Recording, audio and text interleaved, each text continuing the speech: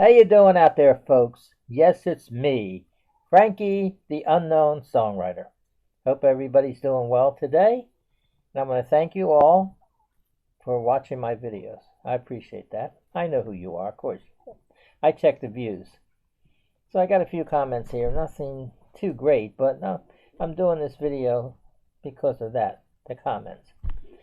Okay, I just got one. It's for a song that I did 6 months ago, because YouTube notified me as soon as I get a comment. And this is the comment. The guy saw this, viewed the song, I guess, and he says, "I'm puzzled." And I answered him back. Now, he just gave me 2 words. I gave him a whole explanation, a whole page long. And I told him, now, why are you puzzled? I'm going to explain it to you so maybe you won't be so puzzled. Okay, I've been doing this for a while. I've done over 6,000 songs, and I'm miming the songs. That's not my voice. And if you noticed in the title, I give the title of the song, the singer, and I say I'm performing the song. Maybe that's what the confusion is.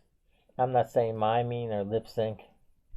It could be, and he probably just never saw anything like that. Why am I doing that? So I explained to him, and if there's anything, if he's still puzzled, let me know, and I'll try to further unsolve it. You know, the mystery that he has. I think that pretty much did it, though, for that. Okay, another comment. The guy says, "Frankie, I don't want to be disrespectful. I know you're an older man, but are you crippled?" I don't know where these people get this from. Okay, I mean, I understand I'm sitting here in the chair all the time.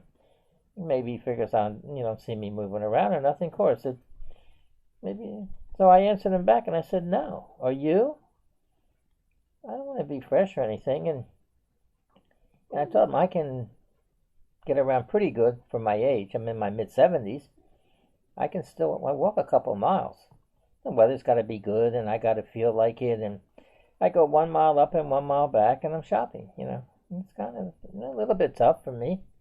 I still can do it, so I guess I'm not wheelchair bound. So I just want to explain that. Another comment.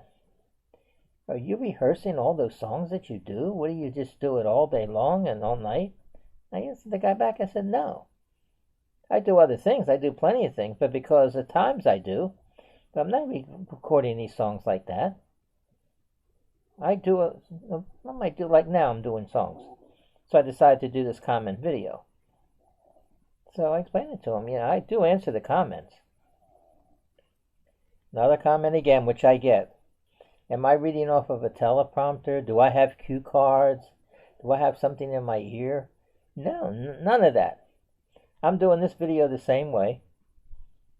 Just as I do them. The same way I do the songs. Like when I do this video, I do a song at the end, right? Well, am I rehearsing it? No. It's not different takes and all that. It's not. I said it before. I listen to the song and kind of make sure I know the lyrics. Listen to it a couple of times, memorize it. I'm getting the tune in my ear, the words in my brain. I'm using my eyes to try to line it up. And that's how I've been doing it. Some are tougher. The songs I've been doing lately by George Strait, they're a little bit easier. Because he just has dialogue. He doesn't have much background singers and none of that. So this is pretty easy. His lyrics are clear and also. So I've been doing his, I do a lot of singers like that. So now I'm going to bring up about the 3 books that my wife wrote before she passed away. I just put one of them on Twitter. There's 9 chapters. I did an audio book. So I got a couple comments about that. Is it a true story? Yes, it's a true story. And what's the real diamond? And they didn't get it. Okay, I'm going to just explain this book. I wrote a song for Neil Diamond over 40 years ago. And the title was Real Diamond. I doubt if he ever even got it. And when I got to his lawyer, his fan club, his agent, and everything, he's not taking outside material. So I got a little bit disgusted, so I said, you know what, I wrote all that song, and it's like a story and everything. I said, why don't I act it out? So I acted it out. I saved up a lot of money, and I got a real diamond, big stone, like $20,000 I saved with a gold band and all. So then I said, all I have to do is find the girl of my dreams to give it to. And I wasn't going out much and all. Went to clubs and all, and I couldn't find anybody that I really liked. Who am I going to give it to? A total stranger, that kind of a ring? They'll take it and leave and go away with it.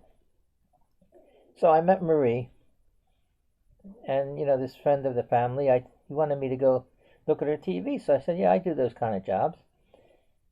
So he took me there to see her, and the guy said, Marie, this is Frank. I told you about him. She said, oh, Frankie. She started that Frankie right away.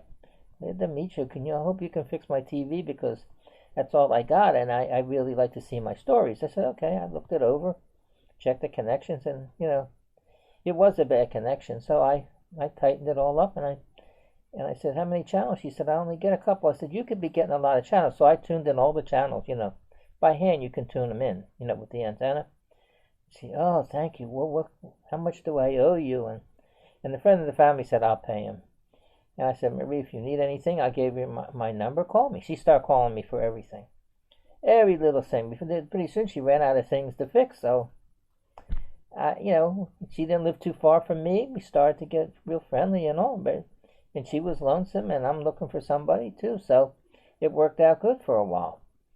And then I was going everywhere. I had a car. We were going to drive in movies and all. We really were getting along good. And she was happy and all, and we really hit it off. So, I took her to meet my mother. And then my mother said to Marie, do you want to see Frank's garden? And I showed her the garden. Oh, Frankie, you got all those plants, tomatoes, cucumbers, everything. Oh, I said, you do good. You got a green thumb. He said, but what are those big plants in the center? I said, I'll talk about it later on. I said, I won't explain it now. So I was staying on the weekend with Marie at her apartment. And she said, Frankie, now what were those plants? You told you were going to tell me. I have an idea, but what were they? I said, Marie, they're pot plants. She said, why are you growing pot plants? Why, for what, to sell it? I said, no. I just grew it for the fun of it. I was trying to graft a tomato plant with a pot plant, but it wasn't working. He said, Frankie, that's not going to work. I said, well, I did it with cactus. It worked.